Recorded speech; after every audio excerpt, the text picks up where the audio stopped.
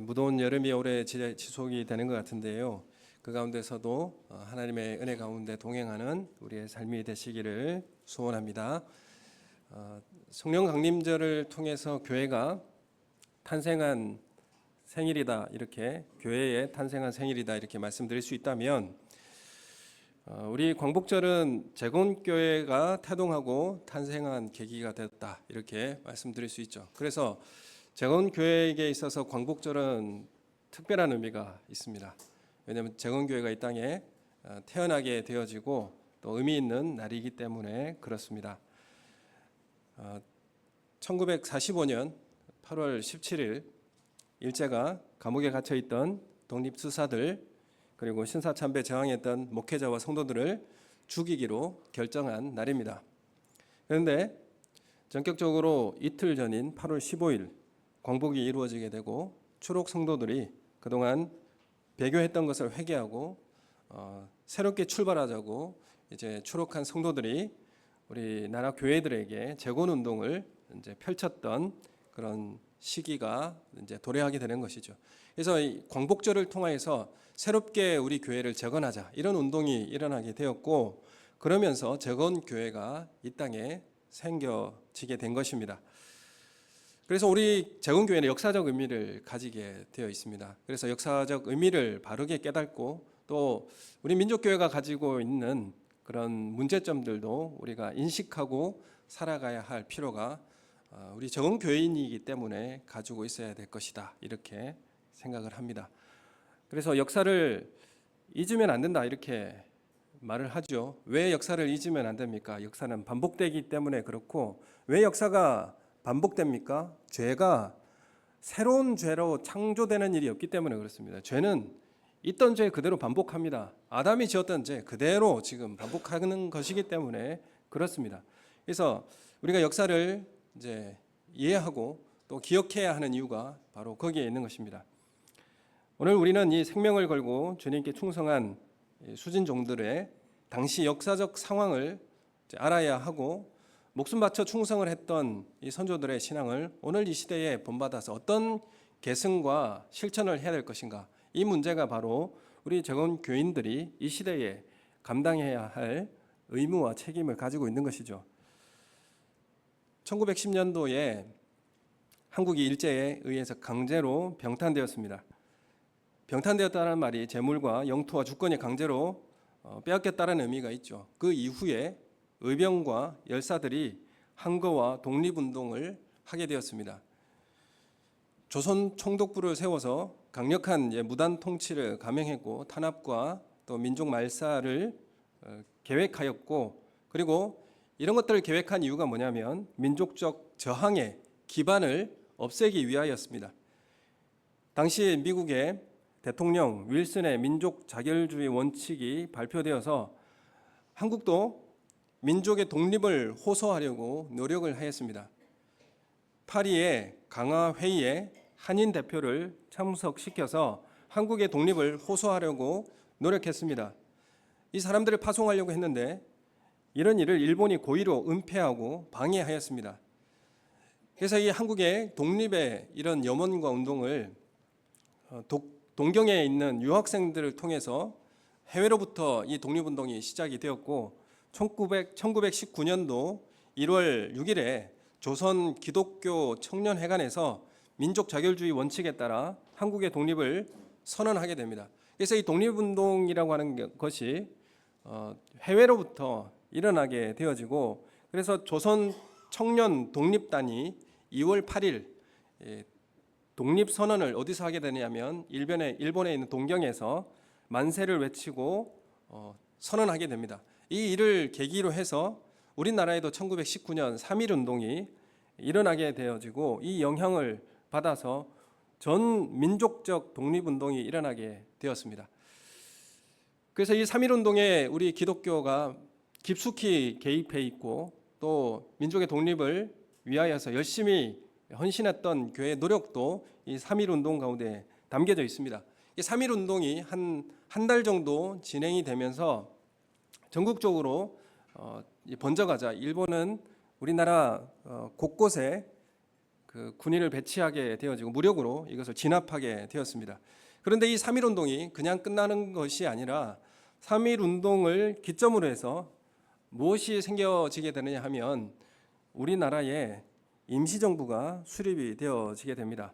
그래서 임시정부가 상해에 수립되고 27년 동안 민주공화제의 독립국가를 건설하기 위해서 주권 자치를 실현하게 된 것이죠. 그래서 임시정부가 수립되면서 첫 번째 헌법인 임시헌장도 만들게 되어 있습니다. 그래서 독립된 국가적 면모를 임시정부를 통하여서 세워지게 한 것이죠. 그 기점으로 독립운동을 계속 지속적으로 하게 됩니다. 1937년에 31년에 만주사변을 통해서 37년에 중일 전쟁을 일으킴으로 해서 이제 일본은 이제 인원과 군사와 물질을 이제 수탈하기 위해서 우리나라 민족을 말살하고 내선 일체를 주장하면서 황국 신민화 정책을 노골적으로 진행하게 되죠. 그래서 조선 총독부가 황국 신민화 정책을 내걸고 이제 강제적으로 이것을 진행하게 합니다. 그래서 이 황국 신민화 정책 이게 뭡니까? 일본 시민화 만드는 그런 일이지 않습니까? 거기에 5가지 정책이 있습니다. 첫 번째는 황국 신민서사를 낭독하게 하는 거죠. 고백하게 하는 겁니다.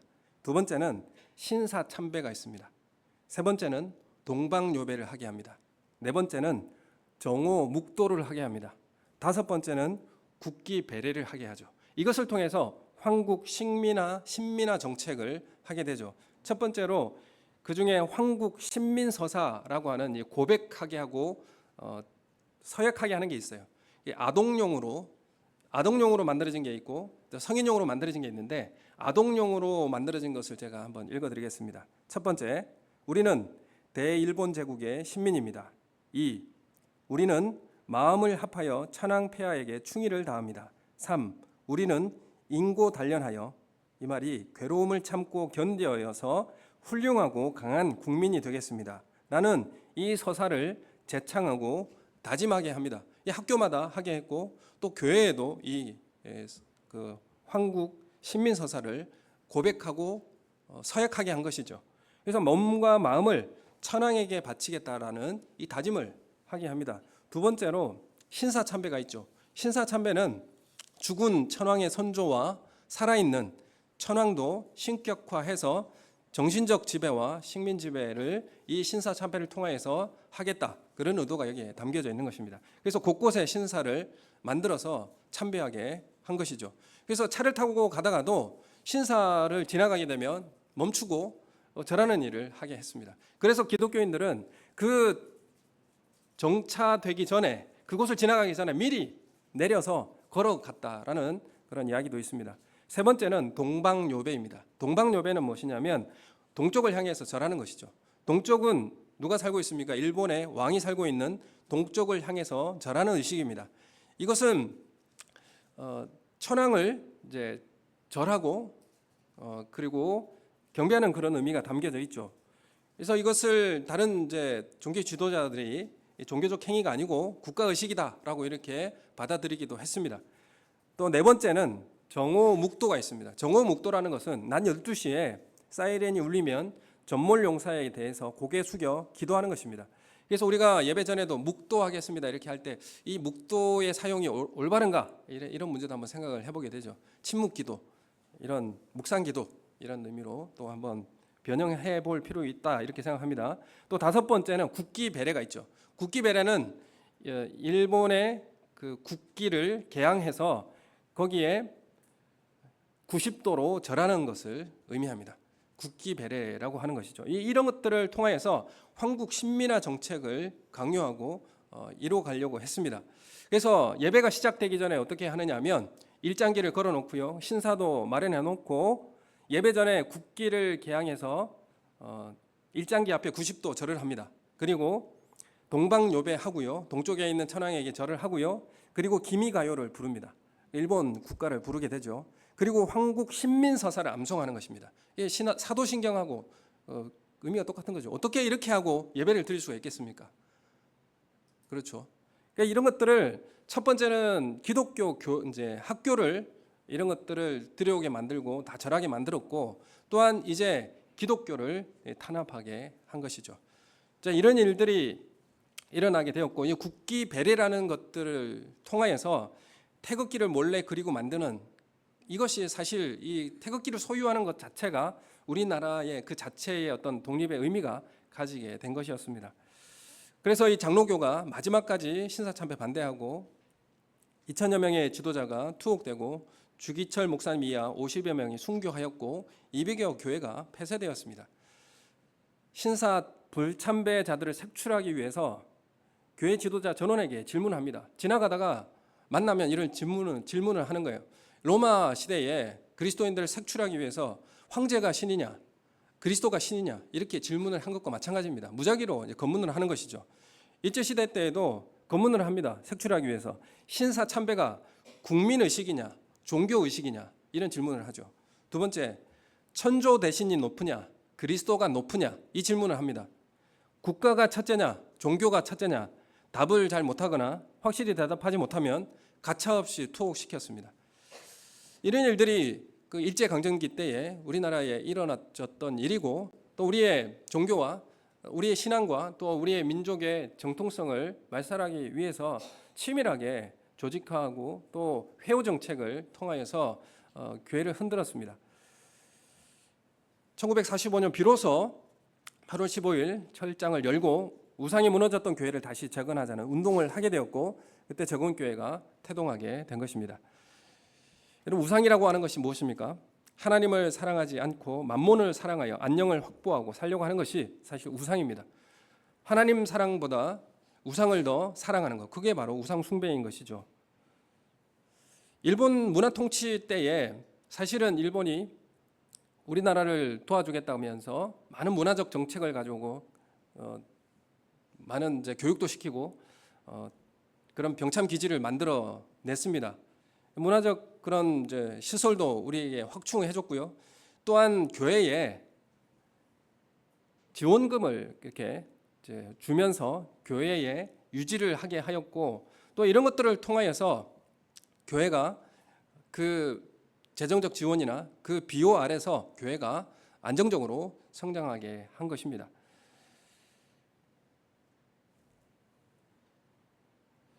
이런 이제 문화 통치의 교회의 보조금을 받고 안녕을 보장해 주고 이런 일들이 있고 나서 해방이 될 때에도 사실 교회가 이 문제에 대해서 회개하지 않아요.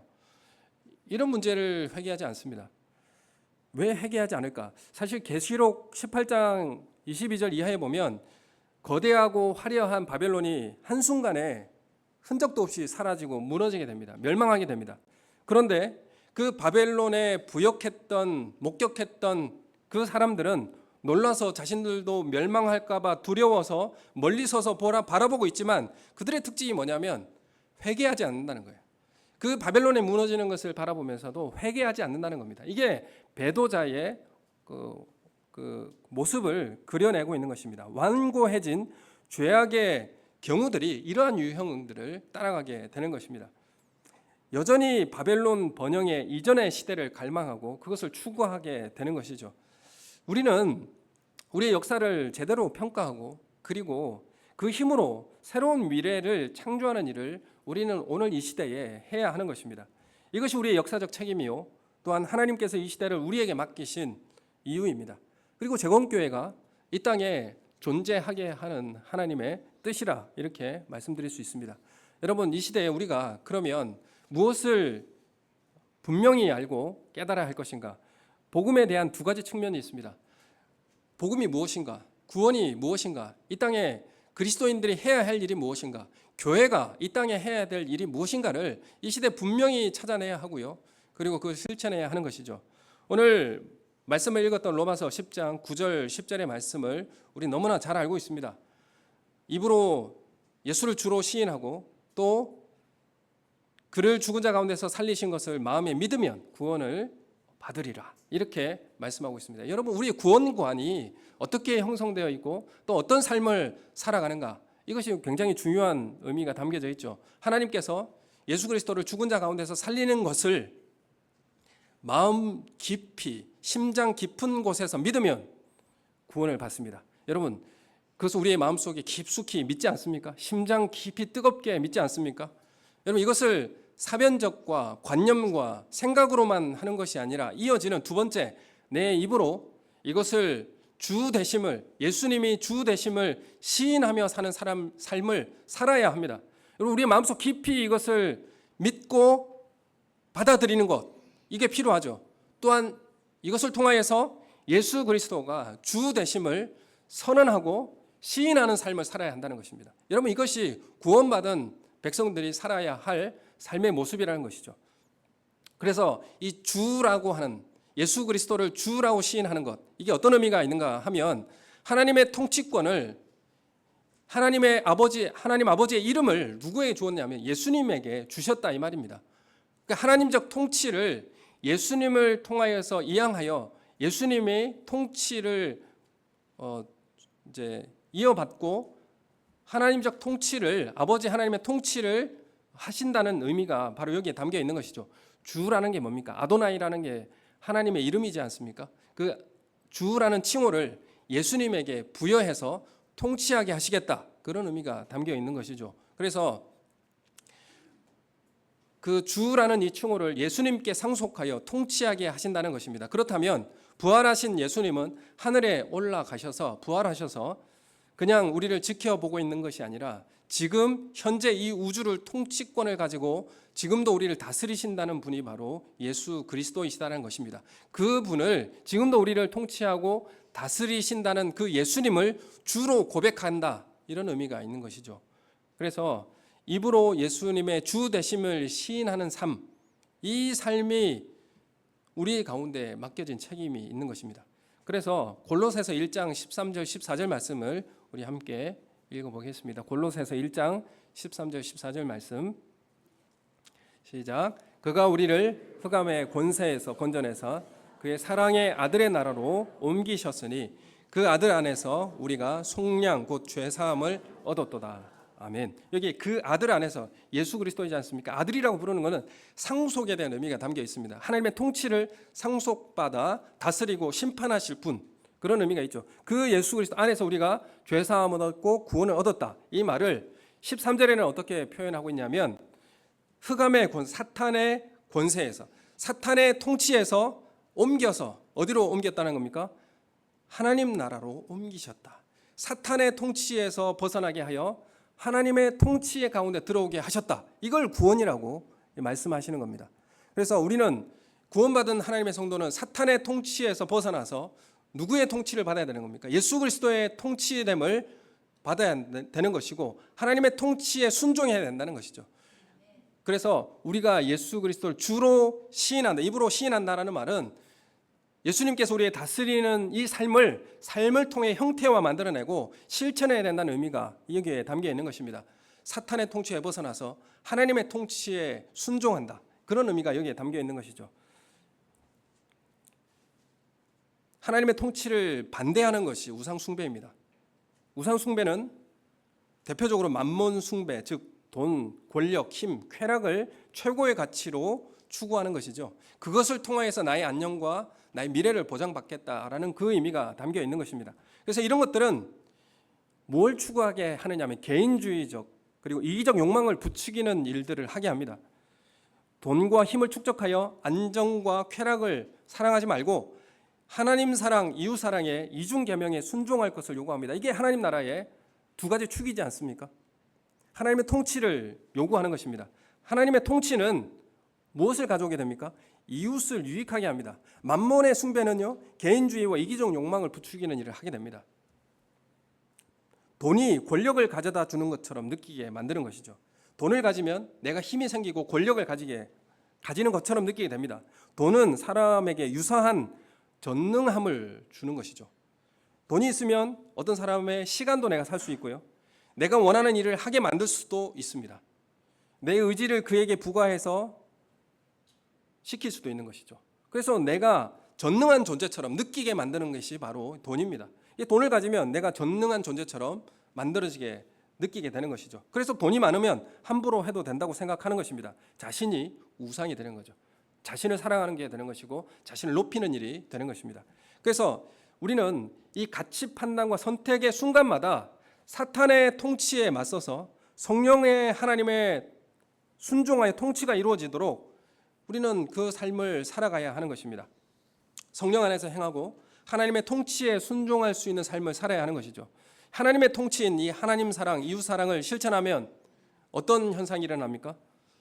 사회의 정의와 평화와 이런 것들이 실현되고 모든 사람에게 행복이 깃들게 되어집니다. 하나님의 통치를 받게 되면 이러한 사회적 정의, 평화가 실현되고 그리고 모든 사람의 행복이 깃드는 이런 삶을 만들어내게 됩니다.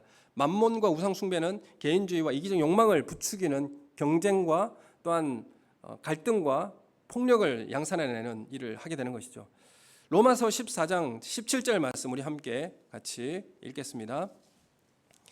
로마서 14장 17절 시작. 하나님의 나라는 먹는 것과 마시는 것이 아니요 오직 성령 안에 있는 의와 평강과 희락이라. 여러분, 우리가 하나님 나라의 통치라는 것이 무엇이냐 하면 성령 안에서 행할 때에, 말씀에 순종할 때에 우리에게 의와 정의와 평화와 희락이 우리 가운데 이루어지는 삶을 사는 것입니다. 여러분, 이게 뭡니까? 우리가 뭘 먹고 마시고 뭘 먹어야 되고 뭘 하지 않아야 되고 이런 문제가 아니라 정의를 행하고 평화를 이루고 희락이라고 하는 행복을 이루는 것입니다. 하나님 나라의 샬롬을 이루는 것을 뜻하는 것이죠. 이것이 우리가 추구하는 삶입니다. 이것이 우리가 하나님 나라의 통치를 우리 삶 속에 실현하는 모습이다, 이렇게 말씀하는 것이죠. 대표적으로 삭개오가 예수 그리스도를 영접했죠. 예수 그리스도를 영접했습니다. 그리고 그 삶은 어떻게 바꿔냈습니까? 불의한 삶과 단절했습니다. 이것을 선언했죠. 그리고 불의하게 번 돈과의 단절을 선언했습니다. 소유의 절반을 가난한 사람들에게 나눠주고 속여 빼앗은 것은 4배로 갚겠다, 이런 선언을 합니다. 그럼 얼마가 남겠습니까? 빈털털이 되겠죠. 여러분, 이게 예수 그리스도 영접하고 구원받은 사람의 삶의 형태가 나타나야 되는 것이죠. 그냥 사유하고 마음속으로만 생각하고 있는 것이 아니라는 겁니다. 삶을 통하여서 하나님의 통치를 실현하고 삶을 만들어내는 일을 하는 것이 구원받은 백성이 해야 할 일이라는 것이죠. 이것을 어디에서 일어나게 됩니까? 땅에서의 삶의 변화를 만들어내는 거예요. 구원받은 사람은 이 땅을 살아갈 때에 땅의 삶의 변화를 만들어가게 되는 것입니다. 주기도문에도 뭐가 나옵니까? 아버지의 나라가 오게 하시고 아버지의 뜻이 하늘에서 이루어진 것 같이 어디에도 이루어지게 하옵소서요? 땅에도 이루어지게 해주십시오. 이렇게 기도하는 게 우리의 기도의 간구요 소원입니다. 여러분, 아버지 하나님의 뜻이 하늘에서 계획되고 이루어진 것처럼 땅에서도 우리의 순종과 믿음의 결단을 통해서, 서약을 통해서 하나님의 통치가 어디에 이루어지길 원하는 겁니까? 이 땅에 이루어지길 원합니다. 여러분, 이게 우리의 기도의 제목이요, 우리의 삶의 목표가 되는 것이죠. 구원받은 사람의 형태입니다. 구원이라고 하는 것이 마음과 심장으로 믿고요, 그리고 삶으로 시인하여 형태가 되게 하는 것입니다. 이게 구원받은 사람들의 삶의 모습이고, 기독교가 이 땅에 어떤 모습으로 나타나야 되는지를 지정하는 그런 복음의 모습인 것이죠. 두 가지 다 실현되는 것을 구원받은 삶이라 말하는 것입니다. 여러분, 우리가 마음속에 인식하고 그냥 생각으로만 내가 구원받았다라고 인식하면 구원파와 다른 게 뭐가 있습니까? 그래서 구원파와 이게 뭐가 다른 게 없는 거예요. 1930년도에서 1940년대에 독일 기독교가 어떤 일을 했습니까? 독일 기독교가 어떤 교회인가요? 독일 기독교회는 루터가 종교개혁을 해서 새롭게 개혁한 교회가 세워진 나라가 독일 교회입니다. 독일 교회가 어떤 일을 했습니까? 히틀러의 추종자가 되어서 나치와 파시즘에 동조하여 전쟁의 공범이 되었습니다. 또 홀로코스트 유대인들과 수천만의 인류를 학살시키는 일에 누가 참여하고 동조했고 부추겼습니까? 교회가 부추겼고 참여했습니다. 여러분, 왜 기독교 신앙이 이렇게 변질될 수 있는가? 이것은 아직까지도 연구하는 그런 제목입니다. 어떻게 교회가 이렇게 변질될 수 있는가? 우리나라 장로교회가 1919년 3.1운동 때 교회는 일제 식민 통치에 대해 저항하는 데 앞장섰는데, 문화 통치와 대동아 전쟁 이후에 내선 일치와 문화 통치가 시작되면서 교회가 신사참배를 가결하고 일왕에게 절하고 천조 대신의 이름으로 세례를 받는 이 배도의 길을 걷는 변질된 교회가 어떻게 될 수 있는가? 여러분, 이거는 역사적 사실 가운데 우리는 발견해내야 하는 것이죠. 천조 대신의 이름으로 미소의 바라기 세례를 목회자들이 다, 서울에 있는 목회자들은 한강에 가서 일본 귀신을 향하여서 세례하고 세례받고, 부산에 있는 목회자들은 송도 앞바다에 가서 미소의 바라기를 시행하고, 이게 진정한 이 기독교의 신앙을 가진 이 목회자들과 또한 신앙을 가진, 이거는 이제 배교와도 같은 그런 일이라는 것이죠. 어떻게 이런 일들이 일어날 수 있고 이런 변질된 기독교가 될 수 있는가라는 것입니다. 여러분, 역사는 반복되지 않아야 됩니다. 왜 역사가 반복됩니까? 죄는 변하지 않기 때문에 그렇습니다. 우리도 세상 풍조에 나도 모르게 매력을 느끼고 연모하는 것이 없는가? 오늘 우리의 사실을 바라봐야 되는 것이죠. 왜 이 한국 식민화 정책의 하나인 그 신사참배나 이런 문제를 가결하고 수용했는가? 여러분, 그 교회 지원금이나 그 화려한 일본의 그 통치가 우리 교회의 안녕과 우리의 안전을 보장해 줄 줄로 그렇게 신뢰하고 이렇게 의지한 것입니다. 여러분, 우리에게도 세상 풍조에 나도 모르게 매력을 느끼고 연모하고 사랑하는 것이 있지 않는가? 우리도 우리 자신을 돌아봐야 하는 것이죠. 그 당시에 주기철 목사님을 평양노예가 주기철 목사님을 제명시켰습니다. 또 어디까지 하냐면 목사님의 사택을, 목사님들이 이제 가족이 살아가는 그 가족들 다 쫓아내고 그 사택을 폐쇄시켰습니다. 80대 노모를 바깥으로 내쫓고, 그래 그 80대 노모는 거적대기를 마당에 깔고 3일 동안 통곡하며 기도했던 그런 기록이 있습니다. 어떻게 교회가 이런 일을 할 수 있느냐 이 말이죠. 여러분, 우리가 미가서 6장 6절에서 8절 말씀 우리가 한번 같이 읽겠습니다. 시작. 내가 무엇을 가지고 여호와 앞에 나아가며 높으신 하나님께 경배할까? 내가 번제물로 1년 된 송아지를 가지고 그 앞에 나아갈까? 여호와께서 천천의 순양이나 만만의 강물 같은 기름을 기뻐하실까? 내 허물을 위하여 내 맏아들을, 내 영혼의 죄로 말미암아 내 몸의 열매를 드릴까? 사람아, 주께서 선한 것이 무엇임을 내게 보이셨나니 여호와께서 내게 구하는 것은 오직 정의를 행하며 인자를 사랑하며 겸손하게 내 하나님과 함께 행하는 것이 아니냐. 아멘. 당시에 유대인 이제 이스라엘이 제사의 예배 이 형식주의가로 변질되어지고 하나님이 원하시는 뜻을 삶에 녹여내고 형태화로 만들어내는 일에 실패했기 때문에 지적하는 내용입니다.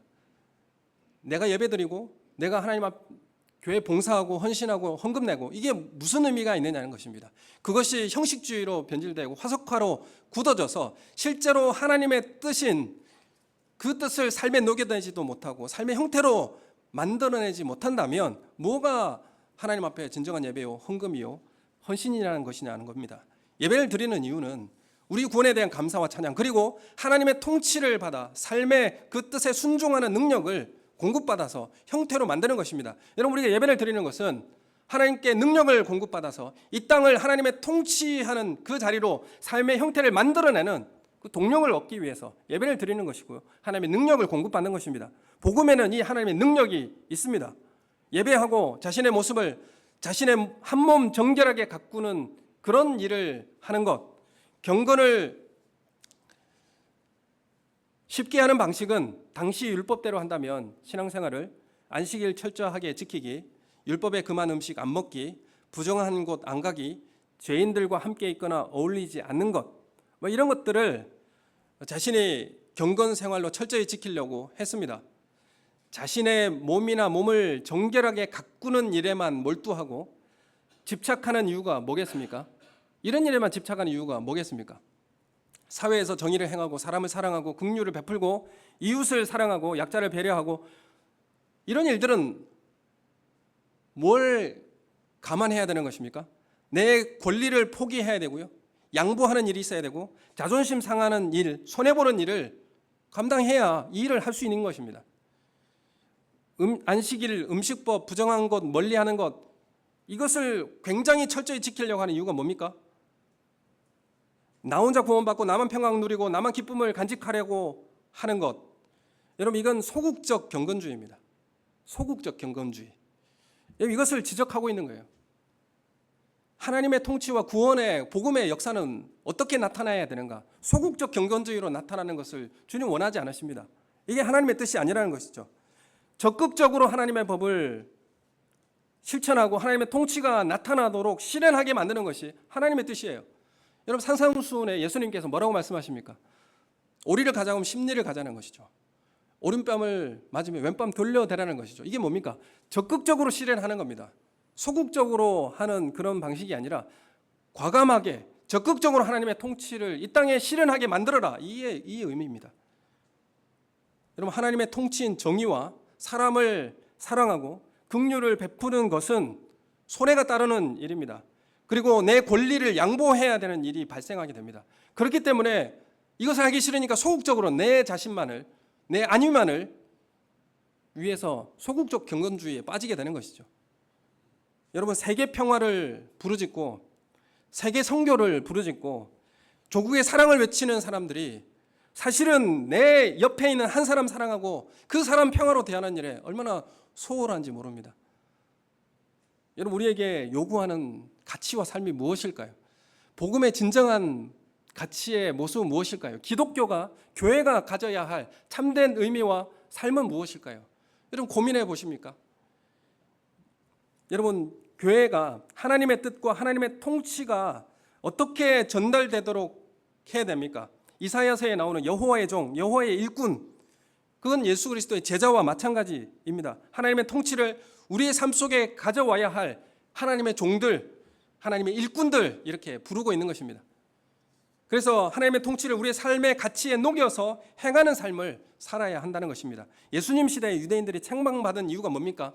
그 종교적 의식이나 예식, 음식 가리는 법, 준수, 내 몸 정결하게 지키는 것에 더 집착하여 정작 사회에서 정의를 실천하고 긍휼과 자비로 이웃을 섬기고 사랑하는 일에 게을리하게 되고 극단적 민족주의와 열방에 대한 혐오와 멸시를 가중시켰기 때문에 그렇습니다. 여러분, 소극적 개인 경건주의는 결국 극단적 민족주의와 혐오와 멸시를 가중시키는 일을 하게 됩니다. 배타적 성격을 더 강하게 만들게 되는 것이죠. 우리가 선민이다, 우리만 구원받았다, 이렇게 가는 것입니다. 여러분, 우리가 복음에 대해서 분명하게 깨닫고 이 땅에 우리의 시대적 사명을 어떻게 감당해야 될지 분명히 우리는 요구받고 있는 것입니다. 예수님 오셔서 유대인들 중에 바리새인들의 이 소극적 경건 생활인 자기만 돌보고 정결해지려고 노력하는 이 보이는 외식에 대해서 책망하셨습니다. 그리고 하나님의 통치를 실제로 가지는 삶, 하나님의 법을 지키는 하나님 사랑, 이웃 사랑의 이중 계명을 선포하셨고요. 이 법을 삶의 형태화하는 모습으로 갖추어라 라고 우리에게 말씀하시는 것입니다. 하나님의 뜻이 이 땅 가운데서 실현되도록 우리 구원받은 성도에게, 또한 교회에게 이 가치를 우리에게 주신 것입니다. 우리를 더럽히는 것은 우리 몸 밖에 있는 것이, 들어오는 것이 우리를 더럽히는 것이 아니라 우리 안에 있는 것들이 밖으로 나오면서 더럽히는 것이라 예수님께서 말씀하십니다. 탐욕과 음란과 증오와 멸시와 폭력성, 이 모든 것이 내 안에서 밖으로 나오면서 더럽히는 것이죠. 그러므로 하나님의 법을 누구에게 적용시켜야 되냐면 내 안에 적용시켜야 되는 것입니다. 하나님 율법을 다른 사람은 왜 저거 안 하는가, 이걸 지적하는 이 도구로 하나님의 법을 주지 않으셨어요. 이 하나님의 법은 내 안을 향해야 되고 내 모습을 향하여서 해야 한다는 것입니다. 그렇게 하나님의 말씀을 사용해야 하는 것이죠. 유대인들이 개인적 경건주의를 통해서 뭘 어떻게 사용했습니까? 이웃에게 강요하고 비교하고 그걸 통해서 통제하려고 했습니다. 하나님의 법으로 통제하려고 했습니다. 왜 이거 안 해? 통제하는 것이죠. 자신의 경건주의를 과시하고 이것을 통해서 군림하려고 하고 따르게 하려고 한 것입니다. 하나님의 통치를 따르고 순종해야 하는데 바리새인의 소극적 경건주의가 그 외식이 권위가 되어서 힘을 발휘하게 되는 것입니다. 여러분, 우리가 신앙생활을 많이 하고 예수 그리스도를 안 지가 오래됐다고 해서 여러분 이 오류에 빠지지 않을 것이다 생각하면 안 됩니다. 여러분, 우리가 가지고 있는 신앙과 내가 가지고 있는 지위와 아니면 내가 가지고 있는 직분은 하나님 통치가 이 땅에 실현되도록 하기 위해서 우리에게 부여받은 사명입니다. 여러분, 누구를 군림하거나 누구를 내 외식의 권위가 되어서 힘을 발휘하고 통제하려고 우리에게 주어진 것들이 아니라는 것이죠. 말씀은 내 안을 향해야 합니다. 나를 향하여야 하는 것이죠. 왜 십자가 지지 않느냐고 상대방을 향하고 비판하고 이런 모습으로 사용되는 것은 옳지 않습니다. 유대인들이 예수님을 율법으로 죽이게 된 것이죠. 마태복음 23장 23절 말씀에 우리 함께 읽겠습니다. 시작. 박하와 회양과 다 읽겠습니다. 화 있을진저 외식하는 서기관들과 바리새인들이여, 너희가 박하와 회양과 근처의 11조는 드리되 율법에 더 중한 바 정의와 긍휼과 믿음은 버렸도다. 그러나 이것도 행하고 저것도 버리지 말아야 할 것이다. 다 해야 되는데 왜 11조를 바치고 왜 예배를 잘 드리려고 하고 하느냐? 그것도 버리지 말아야 할 것이지만 정말 그걸 통하여서 하나님의 뜻을 이루어야 되는 정의와 긍휼과 그리고 믿음이라고 하는 것은 사람 사이의 정의, 신뢰입니다. 신인은 왜 버리고 살아가느냐, 이 말인 것이죠. 그래서 철저히 예배 생활을 한다고 하면서 진정한 예배의 정신은 잃어버렸다는 것에 대한 책망인 것입니다. 로마서 1장 16절 말씀 우리 함께 같이 읽겠습니다. 내가 복음을 부끄러워하지 아니하노니 이 복음은 모든 믿는 자에게 구원을 주시는 하나님의 능력이 됨이라. 먼저는 유대인에게요 그리고 헬라인에게로다. 여기 보시면 복음은 하나님의 능력입니다. 능력입니다. 이 능력이 어떤 삶을 살게 하는가? 갈라디아서 3장 28절 말씀 같이 읽겠습니다.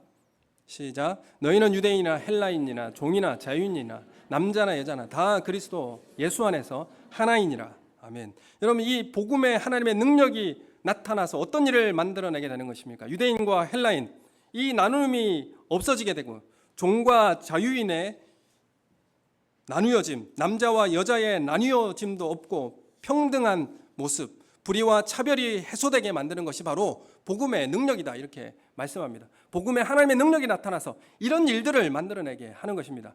성적 차별, 신분적 차별, 학력과 민족적 차별이 사라지고 진정한 평화와 행복이 실현되게 만드는 것이 바로 복음의 능력이라는 것을 우리에게 말씀하고 있습니다. 바울이 동역자 빌레몬에게 편지를 하면서 도망친 노예인 오네시모를 용서하고 종으로 대하지 말고 형제로 받아줄 것을 요청하고 있습니다. 빌레몬서 16절, 17, 18절 말씀 우리가 함께 같이 또 읽어보겠습니다. 시작. 이후로는 종과 같이 대하지 아니하고 종 이상으로 곧 사랑받는 형제로 둘 자라. 내게 특별히 그러하거든 하물며 육신과 주 안에서 상관된 내게랴. 그러므로 내가 나를 동역자로 알진대 그를 영접하기를 내게 하듯 하고 그가 만일 내게 불의를 하였거나 내게 빚진 것이 있으면 그것을 내 앞으로 계산하라. 만일 이 오네시모가 너희 종으로 너에게 피해를 입히고 갔다면 그 손해를 나에게 계산해 주고 너는 이 오네시모를 종으로 대하지 말고 형제로 대해주라. 이렇게 지금 사도 바울이 빌레몬에게 요청하고 있습니다. 이런 복음이라고 하는 것은 이런 능력이 나타나게 하는 것입니다. 예수 믿고 노예로 받지 말고 형제로 받으라고 말씀하고 있는 것입니다. 나를 영접하듯이 오네시모를 영접해 주라고 요청하고 있습니다. 여러분, 복음이 전해지는 곳마다 남녀 차별이 사라지고 노예의 해방이 일어나게 되고 인종차별이 사라지고 사람들의 인권의식이 일어나고 모든 민족들이 하나된 하나님의 백성이 일원이 되는 일들이 일어나게 되는 것입니다. 교회는 하나님의 나라요, 일꾼이요, 군대라고 표현하고 있습니다. 교회가 하나님 나라의 일꾼이 되어지고 군대라고 왜 표현하겠습니까? 하나님 나라의 통치를 받는 일꾼이 되어서 종이 되어서 세상에서 사탄의 죄와 불의의 통치에 맞서 싸우고 하나님 나라의 정의와 평화를 실현해 나가는 군사의 책무를 다하기 위해서 하나님의 군사라고 그렇게 표현하고 있지 않습니까? 그리스도인들이 사회 곳곳에 침투해서 제한된 정치적 상황에서도 하나님 나라의 통치가 실현되도록 순종해야 하는 것입니다. 정의와 평화와 행복이 증진하는 삶을 이 땅에 실현해야 하는 것이죠.